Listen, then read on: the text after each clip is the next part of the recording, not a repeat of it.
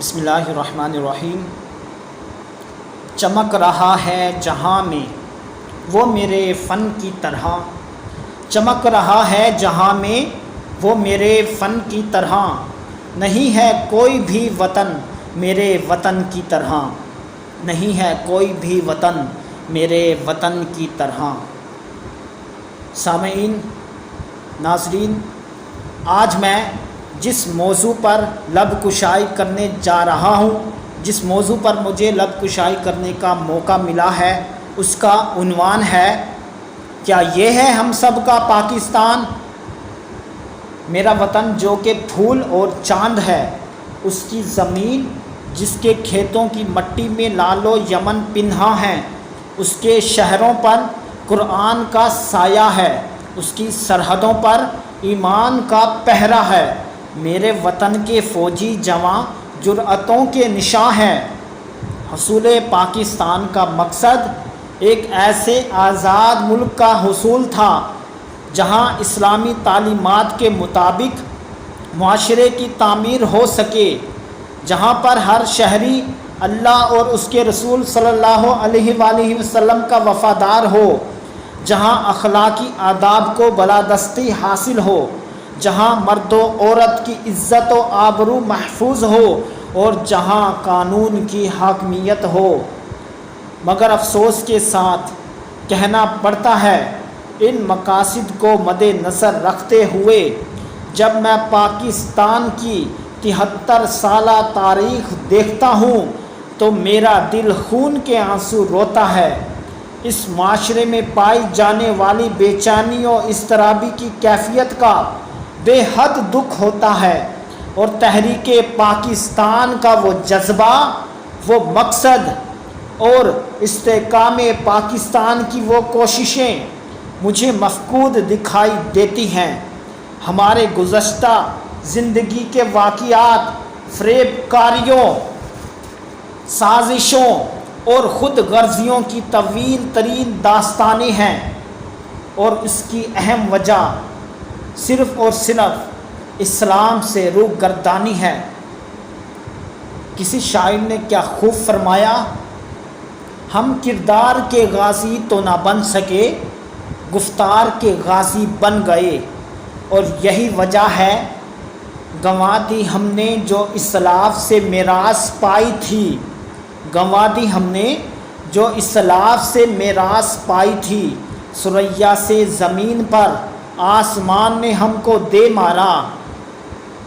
ناظرین محترم، سامعین محترم، مجھے لگتا ہے کہ آج کے بلند و بالا ایوانوں میں بیٹھنے والے حکمرانوں سے کوئی یہ سوال کیوں نہیں پوچھتا، اس ملک میں بسنے والے پاکستانیوں کو آپ نے آخر دیا کیا ہے؟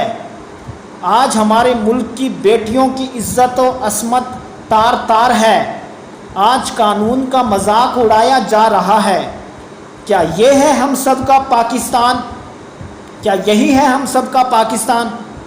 کیا یہ قائد اعظم کا پاکستان ہے؟ لیکن افسوس کے ساتھ آج ہمارے پاکستان کو جلایا جا رہا ہے، ہماری امام بارگاہوں کو، مساجد کو جلایا جا رہا ہے، اور پاکستان میں دہشت گرد نعرہ تکبیر بلند کر کے پاکستان کی جڑوں کو کھوکھلا کر رہے ہیں۔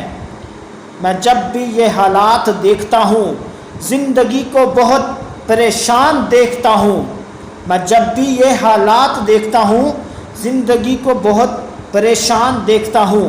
تم اہل عرفاں ہو، خون تمہارے ہاتھوں میں خنجر تیز دھار دیکھتا ہوں۔ تم اہل عرفاں ہو، خون تمہارے ہاتھوں میں خنجر تیز دھار دیکھتا ہوں۔ یہ جو چھینٹے ہیں نا، یہ بے گناہوں کے لہو کے، یہ جو چھینٹے ہیں نا بے گناہوں کے لہو کے، ارے تمہارے دامن پہ ان کے نشان دیکھتا ہوں۔ یہ جو چھینٹے ہیں بے گناہوں کے لہو کے، ارے تمہارے دامن پہ ان کے نشان دیکھتا ہوں۔ میری مسجد، میرے بازار جلا کر آج خوش ہونا تم، میری مسجد، میرے بازار جلا کر آج خوش ہونا تم، کل اسی آگ میں جلتا تمہارا بھی گھر بار دیکھتا ہوں۔ میری مسجد میرے بازار جلا کر آج خوش ہونا تم، کل اسی آگ میں جلتا تمہارا بھی گھر بار دیکھتا ہوں۔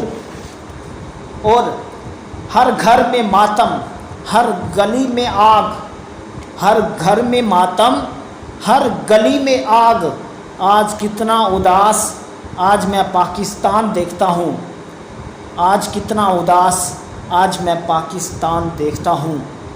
تو محترم سامعین محترم، معزز ناظرین، ہم نے پاکستان کو حاصل کرنے کی اس قربانی کو بھلا دیا ہے جس میں ہمارے بزرگوں، ہمارے نوجوانوں، ہماری ماؤں، ہماری بہنوں اور بیٹیوں کا لہو پکار پکار کر کہہ رہا ہے، کیا کہہ رہا ہے؟